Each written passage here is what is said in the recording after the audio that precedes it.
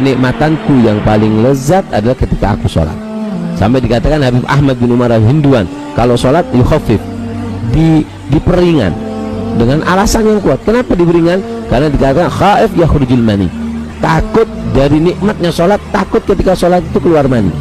Dari lezatnya, takut dari nikmatnya sholat, takut ketika sholat itu keluar mani. Dari lezatnya. Assalamualaikum warahmatullahi wabarakatuh. Alhamdulillahilladzi arsala rasulahu bil huda wa dinil haqq liyudhhirahu 'ala dini kullih wa kafa billahi syahida. Asyhadu an la ilaha illallah wahdahu la syarikalah wa asyhadu anna Muhammadan abduhu wa rasuluh. Allahumma sholli ala sayyidina Muhammad wa ala ali sayyidina Muhammad.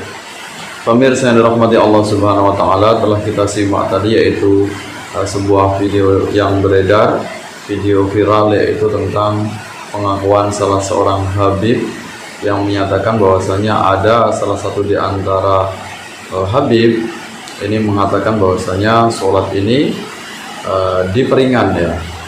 Dia seorang habib ini sengaja meringankan sholatnya. Kenapa demikian? Karena tujuannya kalau nanti sholatnya ini dikerjakan dengan begitu panjang, begitu lama, nanti menyebabkan dia akan terasa nikmat dalam sholat. Kenikmatan dalam sholat itulah yang menyebabkan nanti akan menyebabkan keluarnya sperma. Nah, ini jelas sebuah pengakuan yang mengandung khurafat atau mengandung tahayul, yang ini jelas tidak ada dasarnya, tidak ada dalilnya dalam kitab manapun yang menyatakan bahwasanya ketika orang ini nikmat dalam sholatnya, merasakan khusyuk, merasakan sebuah kedekatan kepada Allah Subhanahu wa taala, kemudian lantas menyebabkan akan keluar sperma. Ya, tidak ada kisahnya yang demikian. Sehingga kalau misalnya orang sholat ini menyebabkan saking khusyuknya, saking nikmatnya dia taqarrub kepada Allah, mendekatkan diri kepada Allah, yang menyebabkan dia keluar sperma, ini jelas berarti dia sholatnya ini dalam keadaan bersyahwat ya.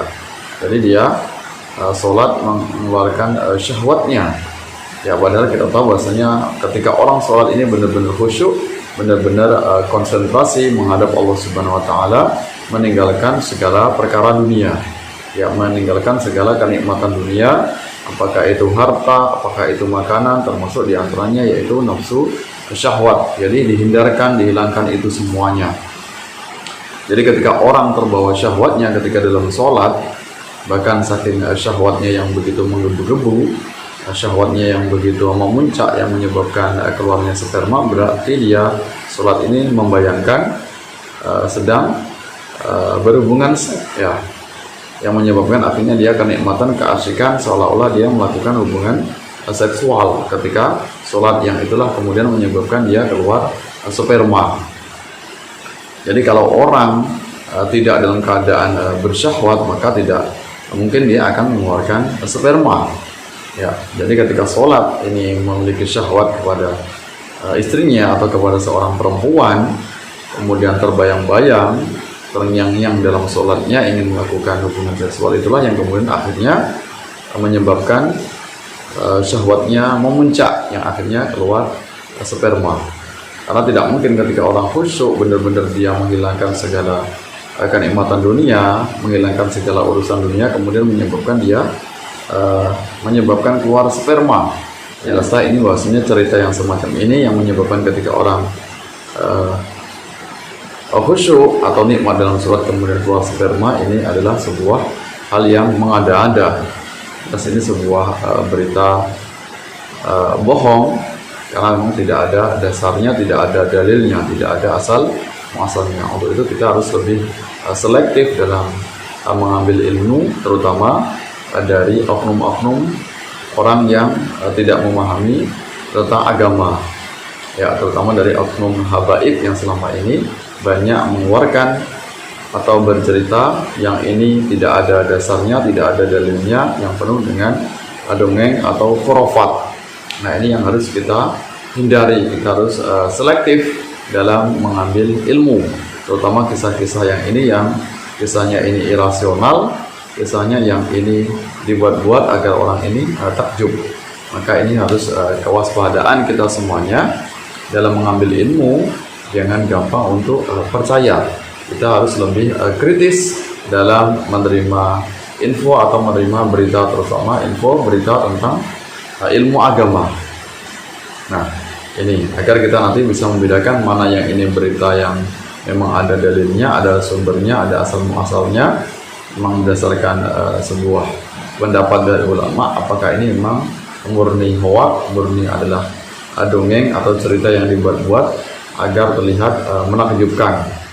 Nah, ini banyak yang beredar berita yang demikian itu.